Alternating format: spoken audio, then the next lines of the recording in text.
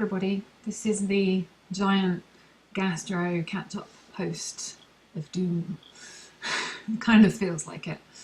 So the last thing I posted about was back at the end of August, and it was not long after my NJ had come out, and we were planning to fit a GJ tube. And I'd had seen one of the registrars and then got a date for the pre-op, and everything seemed like it was going to be going okay. While I was on holiday, maybe a couple of weeks after that appointment, I got called by another member of the team, by the consultant, to talk about everything. And when I'd seen the registrar, he'd confirmed with me that after 6 weeks of healing, the GJ tube would be switched over for a button fitting. So it would be much more discreet and just nicer to live with. Because the initial fitting is a big tube dangling out of you. So anyway, when this consultant called me while I was on holiday, which was a bit kind of bewildering anyway, I don't know why she was actually calling me, it was kind of completely out of the blue. She said, oh no, we don't do that, the button fitting's only for kids. And at that point I kind of got a bit, well, got quite a lot worried and thought, hang on a minute, I don't really want to put my body through a surgical procedure which is going to leave a permanent scar, unless I'm absolutely sure what the heck is going on and what I'm going to come out of it with. So I asked her to check and get back to me, and she never did. And then about a week later, someone else from the team called me, and I asked them to check, and they never did get back to me. So at this point, I cancelled the pre-op because I really didn't feel like I was suitably prepared by the hospital to even consider having an operation. And then the next time I saw the GI team was in November of that year, so that would have been 2017. And when I went to that appointment, the consultant acted as if the whole GJ tube thing had just never happened. She didn't talk about it, she didn't ask me why I'd cancelled my pre-op appointment or anything like that. It wasn't talked about at all, so I can only, it just felt like, they'd forgotten about it or something. And that really kind of unsettled me. She also kept trying to get me to change my mental health medication, and I've struggled with mental health problems for a really long time. And the last couple of years I've been going through a really particularly bad patch, partly because of all of the health problems that have been happening, on top of some really big life stuff as well. And I've struggled with mental health medication in the past, finding something that actually does more good than harm. And it seemed like I was finally on something that was doing more good than harm. So I was absolutely certain that this is something that we are not going to touch this. I don't want my brain meds messed around with. This is non-negotiable. And I said this to her repeatedly, quite emphatically as well. And in spite of this, a few weeks later, I get a call from my psychiatrist. My consultant has called him to try and get him to change my mental health medication. And at this point, I kind of flipped out and thought, what the hell are they doing going behind my back like this, trying to get my medication changed, especially when I've told them that this is something that I am not going to accept. So I really started feeling like I wasn't getting good care from this hospital at all at this point, and actually felt like I didn't want to be seen by these people anymore. I didn't feel like I could trust them. I went through the PALS, Patient Advice and Liaison Service, and they deal with the kind of basic level complaints.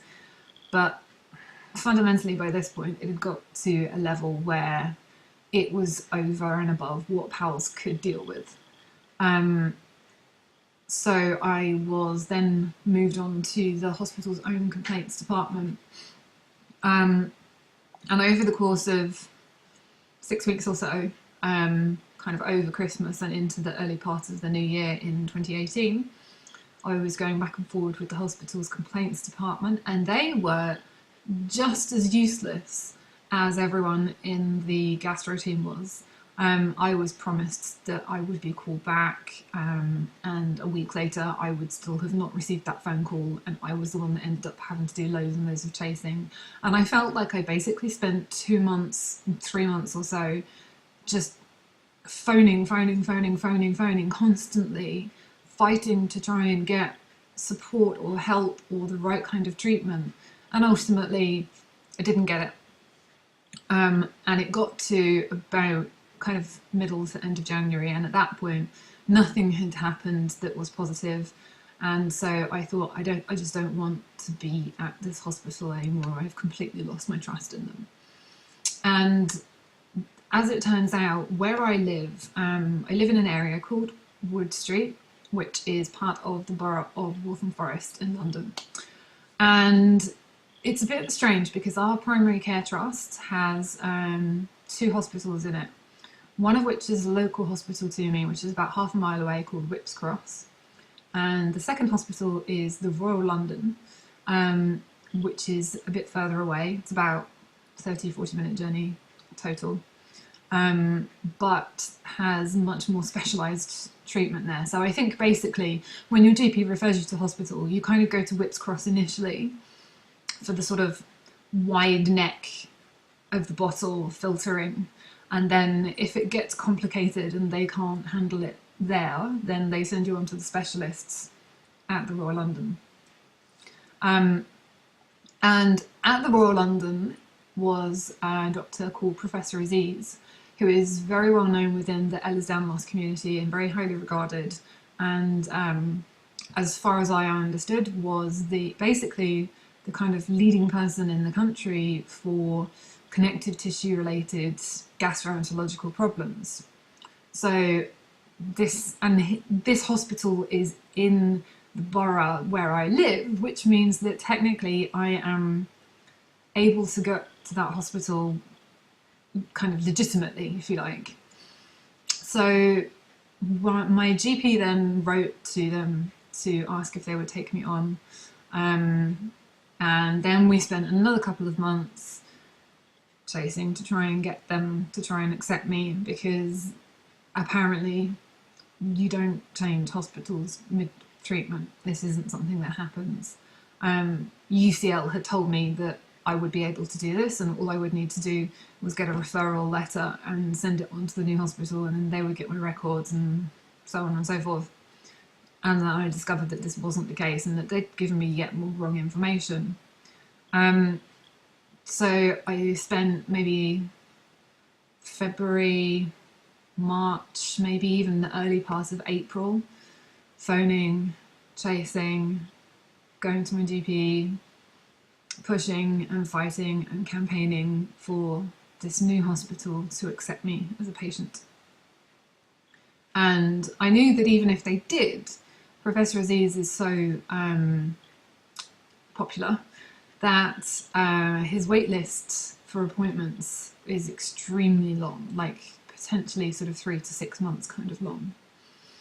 So I was quite worried that even when if I would finally get an appointment to see him, it would be such a long time, and then another wait until I would start treatment.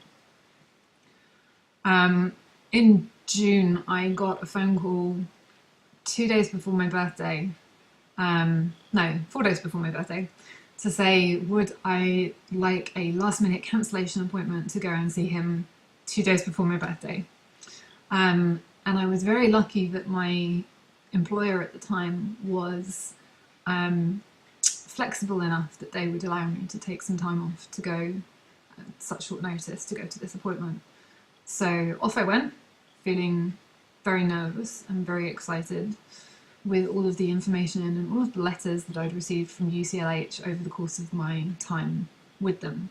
I had a medical friend, not a doctor, but very well medically trained, who helped me look over all of the letters from UCLH to try and kind of get something together cohesively as a sort of timeline of what happened and what was done and what was supposed to be done and what didn't happen. And even my friend had trouble making sense of some of the letters and what they were saying. Several of them contradicted each other. So I was really quite nervous going into this first appointment with Professor Aziz that any potential treatment he might give me could be compromised because of all of this conflicting and wrong information from UCLH. So we spent about an hour talking about my current issues and the problems that I had previously with UCLH, the problems that they were helping me with, and up to the point where I stopped treatment with them, what was happening then. And so at the end of the appointment, he ordered some tests that UCLH hadn't done, gastric motility tests, and I we hadn't made a treatment plan, and I felt a little bit nervous about this, but I thought, well, okay, maybe he is waiting to make a treatment plan until we have all of the information from all of the tests back.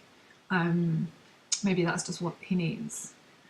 So I kind of put my worries to one side and thought, okay, well, I've waited this long. It's 6 months already, 7 months already since I've had any treatment as it is.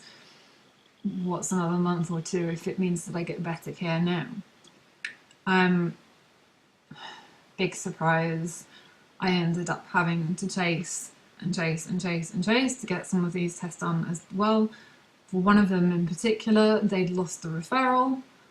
So I sort of felt like I'd gone out of the frying pan and into the fire from one slightly bad hospital situation to potentially another one, which was quite worrying. Thankfully, all of the tests got done. I had the bacterial overgrowth test to test for SIBO, which tested positive after the test being done at UCLH testing negative. And the reason for that, I suspect, is because they only tested for one type of overgrowth, and actually there's two potential kinds. There's ones that cause methane as well, and that's the kind that I have.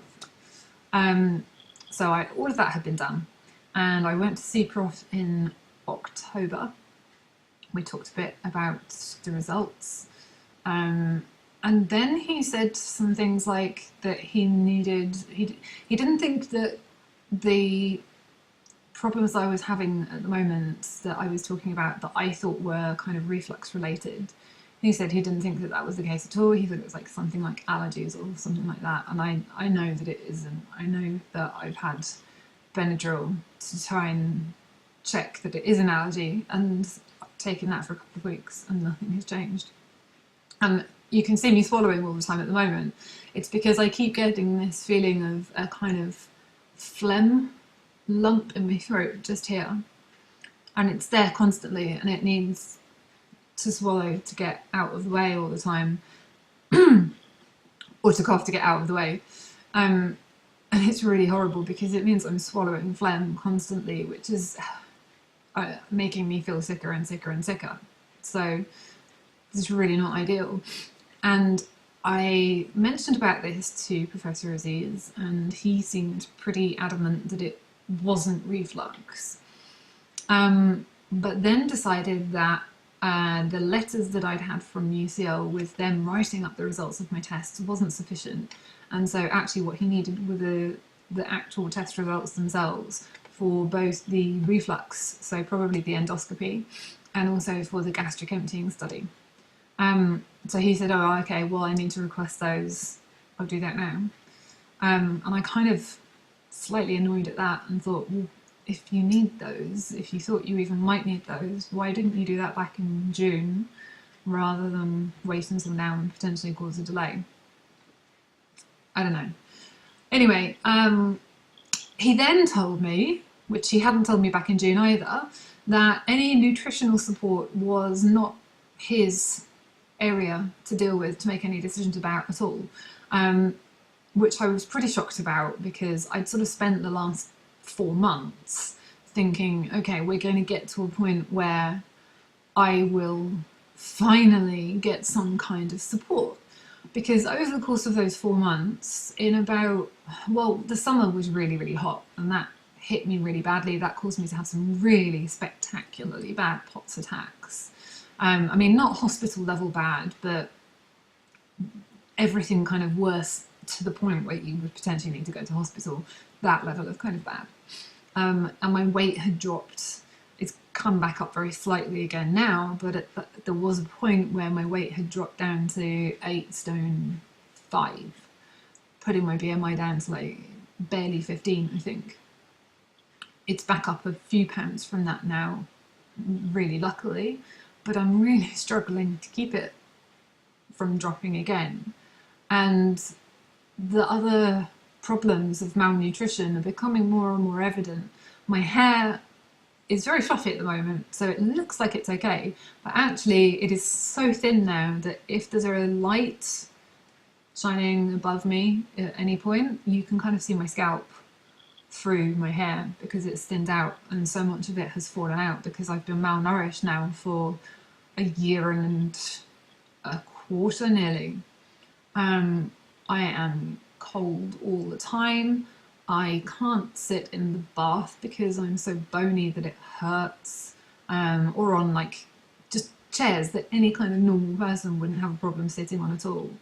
And of course it's then having a knock-on effect on my POTS and other things as well, because I can't drink enough, I can't stay hydrated enough, so that's probably affecting my kidneys. I can't eat enough and get enough salt into me, which is affecting the POTS. I'm probably permanently underhydrated by maybe 50% of what you should have every day. So although my weight is stable, it's still drastically underweight, and I still need some kind of support. So I got really worried when Professor Aziz said that this wasn't anything to do with him, and thought, my God, how much longer is this going to take? He said to me, okay, I'll discuss everything at MDT in 2 weeks' time. MDT being multidisciplinary team meeting, where all of I think basically the kind of the heads of each area get together to talk about people who are complex patients whose conditions kind of span, gastroenterology, neurology, or urology, or whatever different area. They can kind of try and make some sort of cohesive care for the patient. And he said to me, MDT is in 2 weeks, so I'll discuss it with nutrition then. And I kind of thought, okay, 2 weeks isn't too bad. Hopefully he'll hand it over to them and I'll get a referral really quickly, and everything will start finally picking up from here. And I should mention that by this point I'd been signed off work. I got signed off at the middle of July when the heat really started getting bad and my POTS really started getting bad. And basically the whole of the rest of last year, I wasn't well enough to go back to work, and I'm still not. So that took everything up to the end of October. A few weeks later, and I still hadn't heard anything, but to be honest, everything else had been happening. I'd had some urology stuff going on, and that had kind of overtaken everything in my memory, so I was sort of forgotten about the gastric side of things. In early December, I got a call from the colorectal nurse, the one who'd done all the tests, to invite me to an appointment with the clinic specialist nurse for a set of what they call biofeedback therapy sessions. And while I was on the phone with this nurse, I said to her, would you mind awfully having a quick look on my patient record if you have access to it right now, just to see what the result of the MDT session was, because it's been a few weeks and I haven't heard anything. And very kindly, she had a look in my file, and there are no notes from the MDT, and there is no referral. There is basically nothing after the point where I saw Prof. So at this point, I got really worried. really, really worried, because at that point I had also had a serious, really very severe mental health crash, which started at the middle of November, and the severity of it carried on until probably early January. It's still fairly bad, but I'm not at the point where I need daily visits from the home intervention team anymore, thankfully. So that's kind of pretty much where everything is up to. I saw the colorectal clinic nurse for my first appointment 2 weeks ago, and she checked and there was still nothing on my file to say about anything that was happening nutrition support wise. And there's nothing she could do. She did write a very nice note to Professor Aziz on my behalf, because when I went to my first appointment with her, it was in the middle of my mental health crisis, and I basically just fell apart and cried on the poor lady for half an hour. And it's no wonder that my mental health is really bad at the moment, because A, I'm dealing with all of these health problems, B, I'm dealing with them alone, C, on a purely kind of physical level, my brain has been starved of the appropriate nutrients that it needs to function properly for a year and a quarter now. It's not at all a surprise that my mental health has suddenly taken a nosedive. So I'm due to see Professor Aziz on Thursday this week, 2 days' time from now. I am very nervous about what is going to happen. My GP even tried to get a referral going for me with the dietitian services in our local area, and that disappeared into the ether as well. Like, he wrote the letter back in November, nothing ever happened. Even my GP is scratching his head about what on earth is going on and why I seem to be having such trouble getting the right care. Yeah, that's about where everything is at, I think. It's been a really long saga. I am desperately tired of all of the fighting for care. I'm desperately tired of having to do it alone. It feels like the more you need care, the harder it is to access it, and that's very much not how it should be. And it also kind of feels like, because I'm not actively losing weight, they're almost not treating me as a serious case. Like, you know, if I was plummeting a pound a week or something and getting down to, I don't know, 7 stone or something stupid like that, and I would literally be a skeleton at that point, because I'm 6'2", so 7, 8 stone on me is really, really tiny compared to what it would be on someone on a much more kind of average height. So I don't really know what I have to do in order to make myself heard. I feel like the only real option is to just somehow get sicker, which is really not a good option at all. So I guess we'll see what happens on Thursday. Thankfully, I have got a friend coming with me, because I'm not sure if I've mentioned already, but I have Asperger's as well as ADHD. And during periods where I am really stressed out, things get very tense or intense emotionally and that kind of thing, I find it very difficult to verbalize. My brain just kind of shuts down completely and stops being able to process things that people are saying to me or anything that I want to say to them. So at that point, having an advocate with me is really, really critical, because otherwise I'm going to forget information that could be important, or I'm going to forget to ask questions that could be important. So thankfully I've got this very kind friend coming with me, and then afterwards I think we'll probably have a much needed drink or two. I will, of course, update you all as and when things happen. Please keep your fingers crossed for me that something good finally happens. I desperately need it. I hope you're all well. Don't forget to subscribe, and I will be back with you very soon.